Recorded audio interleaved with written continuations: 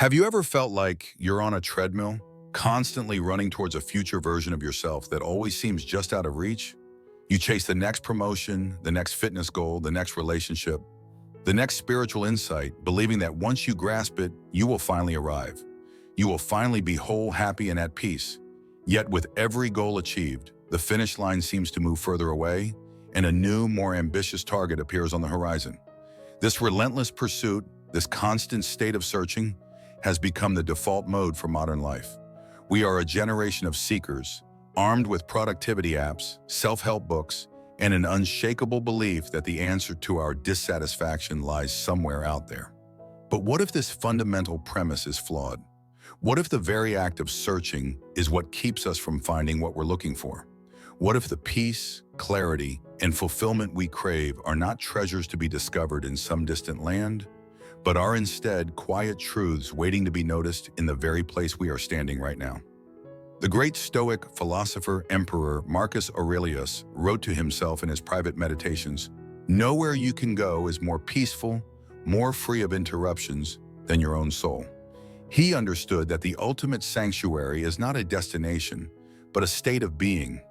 It is a truth that is revealed not by adding more to our lives, but by subtracting the frantic need to search.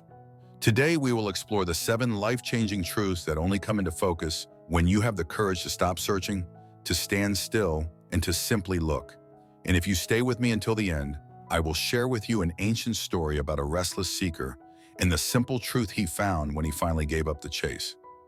The first truth, the present moment, is all you truly possess. Our minds are magnificent, time-traveling machines. In an instant, they can transport us to the regrets of yesterday or the anxieties of tomorrow. We spend countless hours replaying past conversations, dissecting old mistakes, and constructing elaborate, often fearful, scenarios for the future. We live in the memory of what was, in the fantasy of what might be, treating the present moment as a mere stepping stone, a necessary inconvenience on the way to somewhere better. The search is always for a better future moment, but when you stop searching, you are forced to land. You land squarely in the only time that is real, right now. The Stoics called this practice prosoche, the art of paying attention to oneself, to one's thoughts and actions in the present. It is the foundational skill of a tranquil mind. Seneca in his letters constantly reminded his friend Lucilius of the fleeting nature of time, writing, "While we are postponing, life speeds by." He wasn't urging him to rush and do more, but to inhabit the life that was already unfolding. To stop searching is to realize that this breath right now is the most valuable thing you have. The feeling of the chair beneath you, the sound of the world outside your window, the rhythm of your own heartbeat. This is the texture of life itself. It is not a dress rehearsal.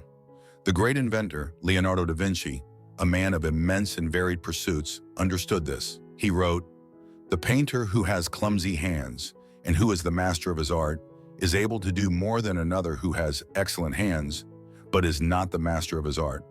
The mastery is in the application, in the present moment execution, not in the potential of the tools. Your life is the art, and the present moment is your only canvas. When you are constantly searching, you are telling yourself that this moment is not enough. It is deficient. It needs to be improved upon, escaped from, or used as leverage for a future prize.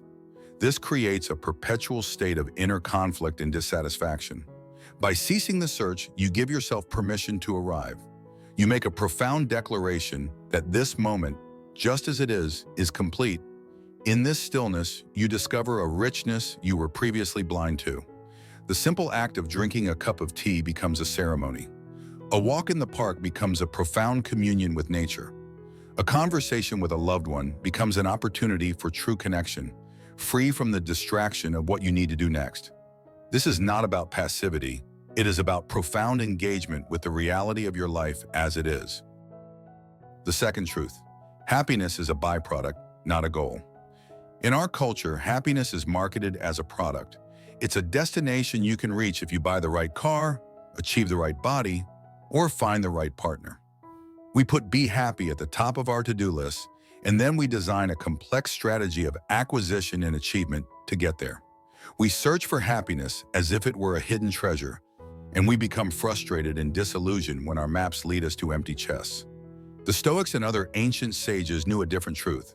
Happiness is not something you find, it is something that ensues. It is the natural byproduct of a life lived with virtue, purpose, and acceptance. The Greek term for this state is eudaimonia, which is often translated as happiness, but is more accurately described as human flourishing or a life worth living. It is not a fleeting emotion, but a deep sense of well-being that comes from living in accordance with your own highest nature. When you stop searching for happiness, you can start focusing on the things that create it.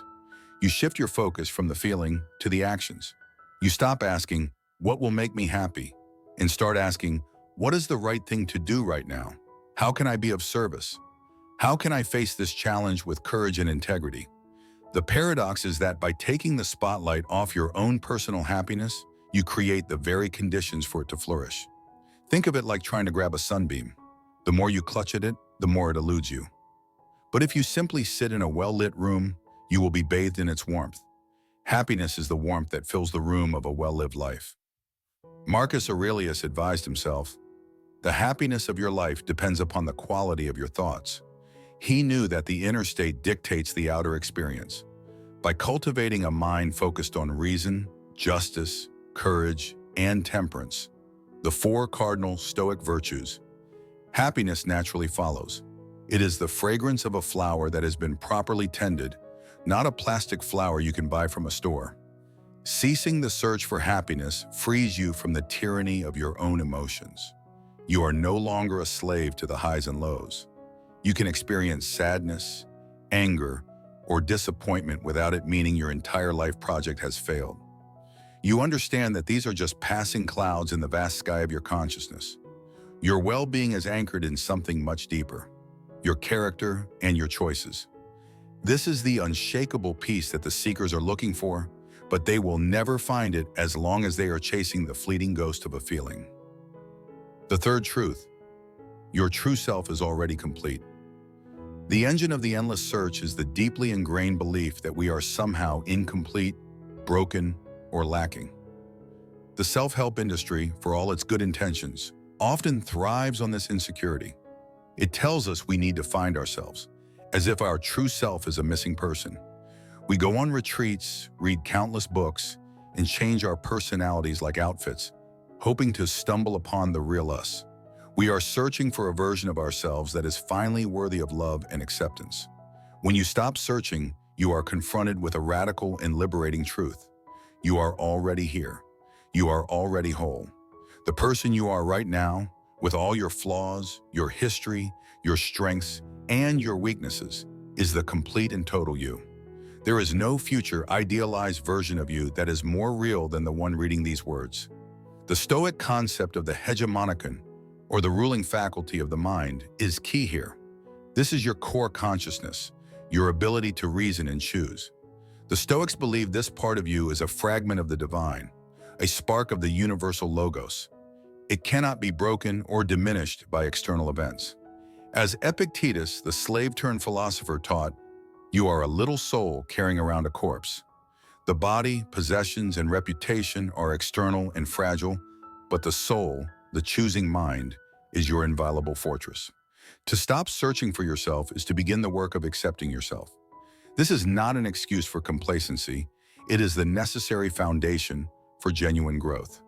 True change doesn't come from a place of self-rejection, but from a place of self-acceptance. It's the difference between renovating a house because you love it and want to care for it versus demolishing it because you hate it. When you accept your current self, you can then ask, from this place of wholeness, how do I wish to act? How can I express my values more fully in the world? The search for a better self is often a form of procrastination. It's a way to avoid the difficult work of living with the self we already have.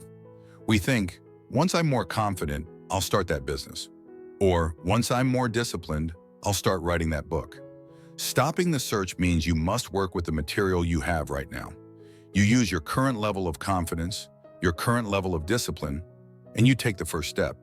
You discover that the very act of doing is what builds the qualities you thought you needed to acquire beforehand. You don't find courage and then act, you act, and in doing so, you become courageous. Your true self is not a destination, it is the traveler on the path. The fourth truth: the obstacle is the way. The seeker's mindset views obstacles as problems. A difficult boss, a financial setback, a health issue. These are seen as unfortunate roadblocks on the path to the desired destination. The goal is to get around them, over them, or through them as quickly as possible so the search can continue. This perspective creates immense stress and frustration, as life, by its very nature, is filled with obstacles. When you stop searching for a smooth, uninterrupted path, you can begin to see the path itself in a new light. You can embrace one of the most powerful truths of Stoic philosophy, famously summarized by Marcus Aurelius. The impediment to action advances action. What stands in the way becomes the way. This is the art of turning every obstacle on its head. The thing that you thought was preventing you from moving forward is in fact the very thing that will teach you, strengthen you, and forge your character. Stopping the search means you stop running from difficulty. You turn to face it. You are no longer looking for the easy life. You are looking to become the person who can handle a difficult life with grace and wisdom. The obstacle is no longer a curse. It is a curriculum. The demanding project at work is not a barrier to your peace. It is an opportunity to practice patience and diligence. A painful conflict with a friend is not a disaster. It is a chance to practice compassion and communication. A sudden illness is not just a misfortune. It is a profound teacher of humility and the value of the present moment. The great inventor Thomas Edison embodied this principle. After a fire destroyed his laboratory, representing years of work, his son found him calm amidst the ruins. Edison told him, "Go get your mother and all her friends. They'll never see a fire like this again." The next morning, he looked at the wreckage and said, "There is great value in disaster. All our mistakes are burned up. Thank God we can start anew." He was not searching for a life without fires. He was using the fire as a catalyst for a new beginning. When you are searching, you are attached to a specific outcome, a specific vision of how things should be. Any deviation from this plan is a failure. When you stop searching, you detach from the specific outcome and attach to the process. Your goal is no longer to succeed, but to respond with virtue. This shift is the key to unlocking immense personal power. You realize that while you cannot control what happens to you, you have absolute control over how you frame it and how you respond to it. The obstacle doesn't block the path, it is the path. The fifth truth: true connection comes from presence, not performance. In our search for belonging and validation, we often turn our social interactions into a performance. We search for the right thing to say, the wittiest joke, the most impressive story. We curate our lives on social media, presenting a highlight reel in the hopes of being liked, admired, and accepted. We are so busy auditioning for the part of a lovable and interesting person that we forget to simply be a person, present with another. When you stop searching for approval, you can offer others the greatest gift you have, your undivided attention. You stop performing and start connecting. You listen not with the intent to reply, but with the intent to understand. You become curious about the inner world of the person in front of you, rather than being preoccupied with how they are perceiving your inner world. This is a profound shift. It moves you from a state of self-consciousness to a state of other consciousness. The anxiety that often accompanies social situations begins to dissolve because it is fueled by the search for a specific reaction from others. When you let go of needing them to like you, to be impressed by you, or to agree with you, you become free to genuinely engage with them. Seneca wrote, "One of the most beautiful qualities of true friendship is to understand and to be understood. This mutual understanding cannot happen when one or both parties are performing. It can only happen in the quiet space of shared presence. It happens when you put your phone away, make eye contact, and truly hear what is being said and what is being left unsaid. It happens when you are vulnerable enough to share your own authentic thoughts and feelings without polishing them for public consumption." Stopping the search in your relationships means you stop trying to fix people or get them to be what you want them to be. You practice the Stoic art of acceptance, seeing them as they are just as you are learning to see yourself as you are. This doesn't mean you tolerate disrespect or abuse, but it does mean you let go of the exhausting project of trying to control or change another human being. You offer them the dignity of their own journey. In this space of non-judgmental presence, true intimacy and trust can finally take root. You stop searching for the perfect friend or partner and start becoming the kind of present, accepting person that you yourself would want to befriend. The sixth truth: you cannot control outcomes, only your responses. The search is almost always a search for control. We search for wealth to control our security. We search for status to control how others see us. We search for knowledge to control the uncertainty of the future. We believe that if we can just arrange all the external pieces of our lives in the correct configuration, we will be safe and serene. This is the fundamental delusion that the Stoics sought to dismantle with their most famous teaching, the dichotomy of control. Epictetus stated it with perfect clarity. Some things are up to us, and some things are not up to us.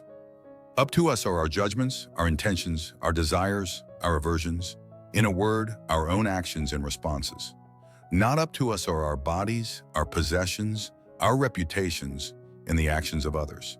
The entire art of living, for a Stoic, lies in correctly distinguishing between these two categories and focusing all of our energy on the first. When you stop searching for control over the uncontrollable, a massive burden is lifted from your shoulders. You stop wasting precious energy and emotional capital on things that were never in your power to begin with. You don't control whether it rains on your wedding day. You don't control the stock market. You don't control whether someone returns your affection. You don't control the final outcome of your most cherished projects. What you do control is your response. You can choose to see the rain as a blessing of fertility or a curse. You can choose to respond to a market crash with panic or with a rational reassessment of your strategy. You can choose to react to rejection with bitterness or with self-compassion. You can choose to face a failed project with despair or with the resolve to learn from your mistakes. Ceasing the search for control over outcomes allows you to pour all of your excellence into your efforts. You do your work with diligence and integrity, not because you are guaranteed a specific result, but because that is how a person of character acts. You treat others with kindness, not because you are assured they will be kind in return, but because it is the right way to live. Your sense of self-worth becomes detached from the unpredictable whims of fortune and anchored in the one thing that is truly yours, your character. This is the source of true freedom. It is the inner citadel that Marcus Aurelius spoke of, a fortress of peace that no external event can breach. When you stop searching for power over the world, you discover the ultimate power within yourself, the power to choose your response in any given moment. The seventh truth: silence is a source of strength. In our constant search, the world becomes a noisy place. Our minds are filled with the chatter of our goals, our plans, our anxieties, and our desires. The external world bombards us with notifications, advertisements, and the endless opinions of others. We search for answers in podcasts, videos, and articles, consuming information relentlessly in the hope that the next piece of data will be the one that solves everything. We have become afraid of silence. When you stop searching, you allow for silence. And in that silence, you finally begin to hear. You hear the subtle whispers of your own intuition, which are usually drowned out by the shouting of your ambition. You begin to distinguish between the voice of your own wisdom and the imported voices of culture, parents, and peers. The Roman statesman and philosopher Cato the Younger was a man known for his immense integrity and inner strength. He was also known for his deliberate use of silence. He would not speak unless he was certain that what he had to say was better than silence. He understood that silence is not an emptiness, but a fullness. It is a space for reflection, for consolidation, for the gathering of inner resources. Stopping the search means you stop filling every spare moment with distraction. You allow yourself to be bored. You take a walk without headphones. You sit in a room and simply observe your own thoughts without judgment. At first, this can be deeply uncomfortable. The noise of the mind, the monkey mind, as it's called in Eastern traditions, will seem deafening. All the anxieties and unresolved issues you've been running from will come to the surface. But if you stay with it, something remarkable happens. The noise begins to settle. The turbulent water of the mind becomes clear. In that clarity, you find a profound sense of peace and strength. You realize that the answers you were so desperately searching for in the external world were already present within you, waiting in the quiet. You gain perspective. The problems that seem so monumental are cut down to size. The path forward, which seems so confusing, often becomes clear. This is not an argument for a life of monastic seclusion. It is an argument for integrating moments of intentional silence into your daily life.